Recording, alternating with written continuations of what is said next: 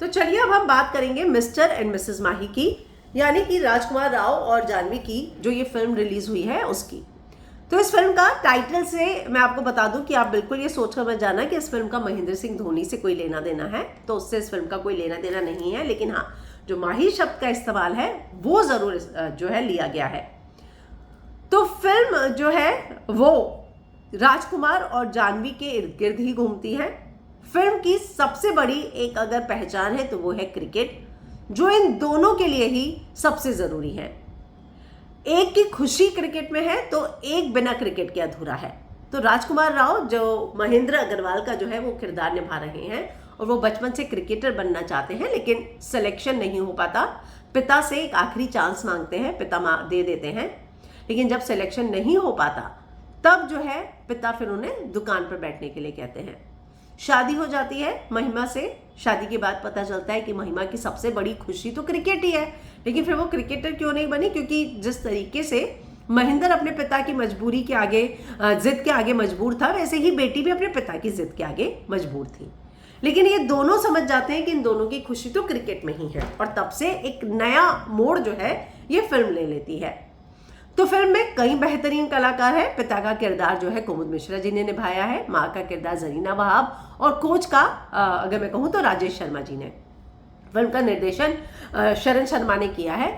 तो फिल्म जो है राजकुमार और जाह्नवी के इर्द गिर्द, खासकर राजकुमार के इर्द गिर्द घूमती है, जो पहले तो बनना चाहता है क्रिकेटर, लेकिन जब नहीं बन पाता, लेकिन उसे लाइमलाइट में आने की इतनी भूख होती है क्योंकि उसका एक भाई है जो कि टीवी एक्टर है।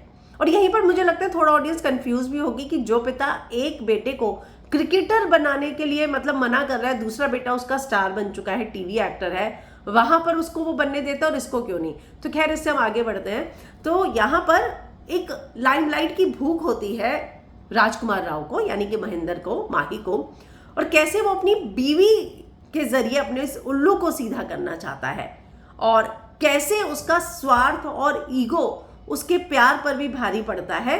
ये पूरी कहानी है इस फिल्म की। कई बार आपको लगेगा कि आप जो है अभिमान देख रहे हैं, एक बार फिर से न्यू मॉडर्न एरा के अभिमान को देख रहे हैं। तो खैर, ये पूरी फिल्म जो है इसी के इर्द गिर्द है। जाह्नवी की मैं बात करूं तो बहुत ही अच्छी ट्रेनिंग ली है जाह्नवी ने। जब वो बल्ला घुमाती हैं तो एक प्रोफेशनल क्रिकेटर लगती हैं। उनका बॉडी पोस्चर जो है, बॉडी लैंग्वेज जो है, वो क्रिकेटर की तरह दिखती हैं। उसी तरीके से उन्होंने सीखा है। इस बात में आप कोई भी, मुझे नहीं लगता कि नुस्ख निकाल सकेंगे। लेकिन जैसे क्रिकेट है ना, जैसी बॉल आएगी आप वैसा ही बल्ला घुमाएंगे। मुझे लगता है कि एक्टिंग भी उसी तरीके की होती है, एक्शन का रिएक्शन होता है। तो जब भी राजकुमार और जाह्नवी के आपस के जो सीन थे, वहां राजकुमार अपनी एक्टिंग से फिल्म को यहाँ लेकर जाते थे, और जाह्नवी उस तरीके से उस लेवल पर रिएक्ट ही नहीं कर पा रही थी। जाह्नवी ने अपने आप को हर फिल्म के साथ बहुत ही ज़्यादा इम्प्रूव किया है, लेकिन जहाँ तक बात है राजकुमार के साथ जब आप खड़े हैं एक ही स्क्रीन पर, तो थोड़ी सी और मेहनत की ज़रूरत थी। वहाँ पर मुझे लगता है कि थोड़ा सा जाह्नवी कम पड़ जाती है। म्यूज़िक की मैं बात करूँ तो देखा तुझे के अलावा मुझे नहीं लगता कि और कोई गाना है जो आपको देखा तेनू के अलावा कोई याद रहेगा। फिल्म जो है इसका जो निर्देशन है, जैसे कि मैंने आपको बताया कि शरण शर्मा ने किया है। फिल्म क्रिकेट का मतलब, अगर मैं कैमरा वर्क की बात करूं, एडिटिंग की बात करूं, बैकग्राउंड स्कोर भी बहुत अच्छा है। एडिटिंग में थोड़ी सी और जो है क्रिस्प हो सकती थी इस फिल्म की एडिटिंग। मुझे लगता है कि थोड़ी सी जो है ये फिल्म मुझे थोड़ा बड़ी लगी।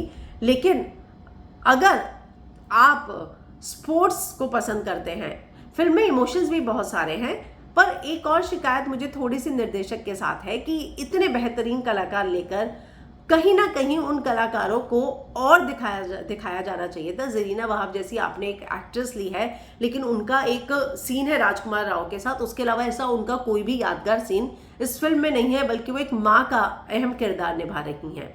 इसके अलावा अगर मैं बात करूँ कुमुद मिश्रा की, तो कुमुद मिश्रा ने अपने जितना भी उन्हें कैरेक्टर मिला है उसमें जान डाली है।